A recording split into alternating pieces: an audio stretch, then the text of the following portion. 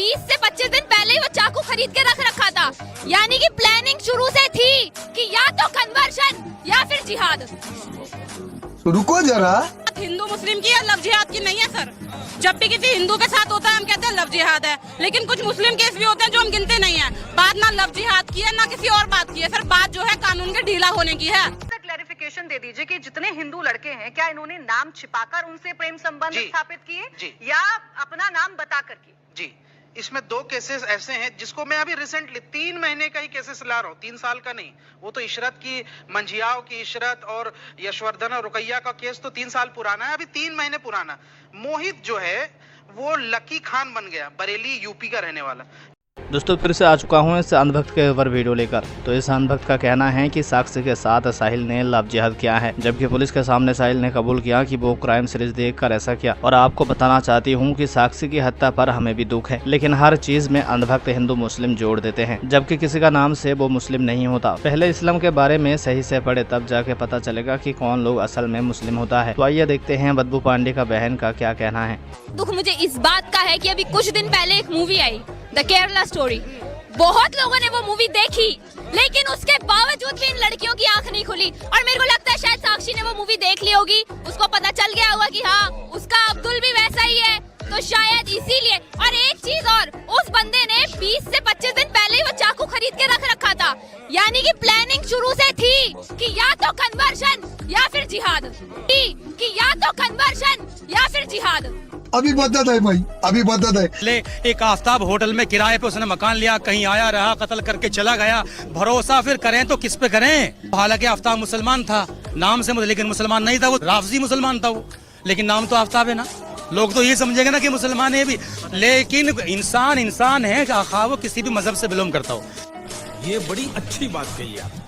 वाला कुर्सी के मतलब में लिए बैठे हैं, बस कौम को लड़ाते रहेंगे आपस में। मैं हिंदू, मैं मुस्लिम, ये सिख, मैं मुस्लिम, ये मंदिर, ये मस्जिद। कौम कहाँ जा रही, इंसान कहाँ जा रहा? कोई कुत्ते का इलाज हो सकता है, इंसान का कोई इलाज नहीं आज। कोई कुत्ते का इलाज हो सकता है, इंसान का कोई इलाज नहीं आज। एक मासूम लड़की उसका शिकार बन गई, जो मुसलमान नहीं, वो धब्बा था मुसलमान के नाम पे, है ना। इस्लाम ने तो खुद ये फरमाया कि अगर कोई इस्लाम मुसलमान अगर नाहक किसी चैटी का या खून बहा दे तो ऐसा जैसे तमाम इंसानियत का कर दिया हो करेंगे। इन्होंने तो बदनाम कर दिया इस्लाम। ये गोश्त खाने वाले मुसलमान कभी जिस दिन असली मुसलमान बन गए ना, आप भी पैर धोकर पिएंगे इनके। इन्होंने तो नाम गंदा कर दिया। ऐसे जालिमों को तो चौराहे पे लाके फांसी दे दो और मैं भी साथ हूँ। जालिमों को तो चौराहे पे लाके फांसी दे दो और मैं भी साथ हूँ। ये बड़ी अच्छी बात कही है, क्योंकि उसको करना ही जिहाद था। जिहाद का मतलब ही यही होता है कि किसी भी तरीके से हिंदुओं को घटाया जाए, हिंदुओं को फंसाया जाए। बस उनकी यही मोटिव है, उनका टूल किट ही यही है, उनका बस यही चाहते हैं वो। ढीला नहीं होता तो सर आफ्ताब को सजा होती श्रद्धा मर्डर केस में, और अगर उसे सजा हो जाती तो आज इसकी हिम्मत नहीं थी कि ये कांड करते। सरकार जहाँ पर बेटी बचाओ बेटी पढ़ाओ की बात करती है, सरकार काफी अच्छा काम कर रही है। मैं एक बात ये और कहना चाहूंगी कि बेटियों के लिए और ऐसे कानून आने चाहिए जिससे कि पुलिस अलर्ट हो और तुरंत ही सजा हो आरोपी को। अब ध्रुव राठी वीडियो क्यों नहीं बनाता? अब क्यों सवाल नहीं उठाता? अब नहीं उठाएगा, अब कुछ नहीं करेगा। मैं बता जी देखिए, लोग कह देते हैं भगवा लव ट्रैप, लेकिन लव जिहाद जब हम बोलते हैं ना तो इनको मिर्ची लग जाती है। लव जिहाद को ये लोग झूठा बोलते हैं। कौन सा ऐसा हिंदू है जिसने राम का नाम लेके किसी स्त्री का मर्डर कर दिया हो या उसका रेप कर लिया हो? कोई है ऐसा? नहीं। क्यों? रुको जरा, सबर करो। बोला धक्का बुक्की नहीं करने का, आराम से लेने का। मैं देख रही है, मैं उनसे पूछना चाहता हूँ, क्या आपको साहिबा याद है? क्या सलमा याद है? क्या मुरादाबाद की रेशमा याद है? नहीं याद होगा। दोस्तों साक्षी मर्डर के बारे में जब शोएब जमाई ने डिबेट कर रहे थे, तब अंधभक्त की बोलती बंद कर दी, क्योंकि साक्षी से ज्यादा मुस्लिम महिला का कातिल किया गया, लेकिन उस पर कहीं पर भी चर्चा नहीं हुआ। क्या आपको साहिबा याद है? क्या सलमा याद है? क्या मुरादाबाद की रेशमा याद है? नहीं याद होगा, क्योंकि ये वो लड़कियां हैं जिनको बहुसंख्यक समाज के लड़कों ने सिर्फ इसलिए मार दिया क्योंकि वो शादी के लिए जिद कर रही थी, प्रेम विवाह था या शादी के बाद। जैसे जितेंद्र ने अभी नोएडा के ही हैबतपुरा में साहिबा को मार दिया, लेकिन कहीं चर्चा नहीं हुई, फाइलों में दब के रह गई।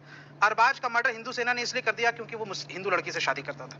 रोहित गुप्ता जो दिल्ली में यहाँ से जेजे कॉलोनी के रहने वाला, उन्होंने सलमा का मर्डर कर दिया क्योंकि सलमा ने शादी का दबाव बनाया और प्रेम संबंध में थे, उसका मर्डर कर दिया, घर में जाके गोली मार दी। सुभाष ने, बस मैं खत्म कर रहा हूँ, बस मेरा एक छोटा सा सवाल ऐड कर लीजिए, क्योंकि आप इतनी सारी घटनाएं बता रहे हैं, ये घटनाएं ऐसी हैं जो नहीं होनी चाहिए। मैं भी निंदा करूंगी और मुझे लगता है मेरे सारे पैनलिस्ट निंदा करेंगे। बस इतना सा क्लैरिफिकेशन दे दीजिए कि जितने हिंदू लड़के हैं, क्या इन्होंने नाम छिपाकर उनसे प्रेम संबंध स्थापित किए या अपना नाम बताकर किए? जी, इसमें 2 केसेस ऐसे हैं जिसको मैं अभी रिसेंटली 3 महीने का ही केसेस ला रहा हूँ, 3 साल का नहीं। वो तो इशरत की, मंझियाओं की इशरत और यशवर्धन और रुकैया का केस तो 3 साल पुराना है, अभी 3 महीने पुराना।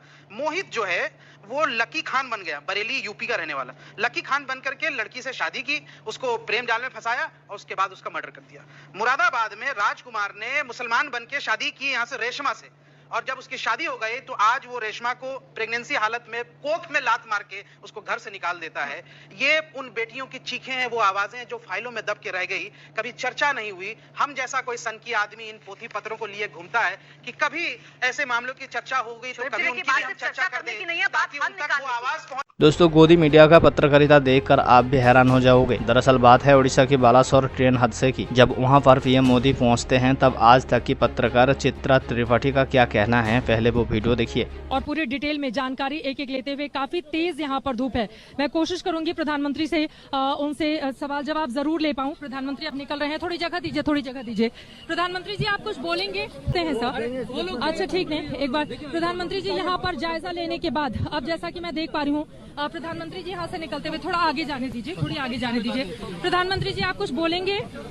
प्रधानमंत्री अब यहाँ से आगे बढ़ते हुए, और यकीनन बहुत धूप है, बहुत ज्यादा गर्मी भी है। प्रधानमंत्री जी आप कुछ बोलेंगे? प्रधानमंत्री जी कुछ बोलेंगे?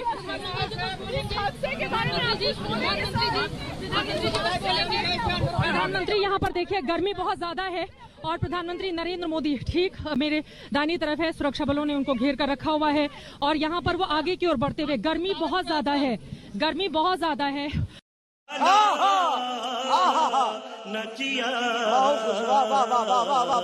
तो इस पर संजय नाम के एक यूजर ने कहा, चित्रा त्रिपाठी को जितना गम हादसे में जान गंवाने वालों का नहीं है, उससे कहीं ज्यादा तकलीफ अपने मालिक को धूप में खड़ा हुआ देखकर हो रहा है। वही एक और यूजर ने लिखा, हाँ जी पहले से खुला सेट है। इस तरह इतनी बुरे हादसे के बाद भी कोई कैसे भड़े वाली मोदी मोदी की भीड़ बुला सकता है। वही एक और यूजर ने लिखा, बहुत तेज धूप है, प्रधानमंत्री को छाता लेकर जाना चाहिए था, धूप लग रही है। चित्रा त्रिपाठी गोदी मीडिया की तरफ से। वही नरेश शर्मा नाम के एक यूजर ने लिखा, दुर्घटना स्थल पर भीषण गर्मी को देखते हुए चित्रा जी को पीएम के लिए कम से कम एक इन्वर्टर एसी तो ले ही जाना चाहिए था। वही एक और यूजर ने लिखा, गर्मी इतनी ज्यादा है कि प्रधानमंत्री बोल ही नहीं पा रहे हैं और सुरक्षा बलों ने चारों तरफ से मोदी जी को घेर रखा है, इसलिए भी प्रधानमंत्री जी जवाब नहीं दे पा रहे हैं। धन्य हो पत्रकारिता, आप आम जूस कर खाते हैं या काट कर खाते हैं, आप थकते क्यों नहीं है। दोस्तों ये वीडियो 2 मार्च 2022 की है, जब भारतीय रेल ने अपने ऑफिशियल ट्विटर हैंडल से पोस्ट किया था। इस वीडियो में दिखाया गया था कि कवच कैसे 2 ट्रेनों को टकराने से रोक देता है। अगर कोई ट्रेन सामने से आ रही होती है तो 300 मीटर पहले ये ट्रेन का ऑटोमेटिक ब्रेक लग जाता है। तो फिर उड़ीसा की बालासोर में 3 ट्रेनों में से एक भी ट्रेन का कवच काम क्यों नहीं किया। तो बेसिकली सामने लोगो खड़ा है और हम लोग जब जाने की कोशिश किए, ऑटोमेटिकली इसने कवच ने ब्रेक अप्लाई कर दिया।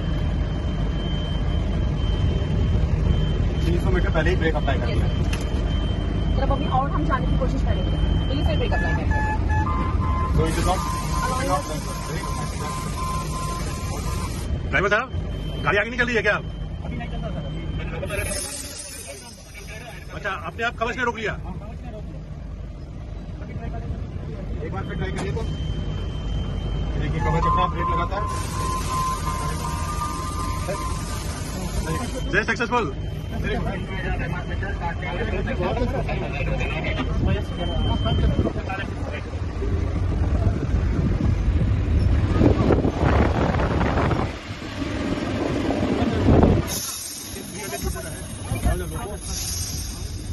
ये कवच की सुरक्षा। तो दोस्तों इन सारे मामले पर आपका क्या राय है, कमेंट करके जरूर बताना और हमारे चैनल को सब्सक्राइब कर लेना।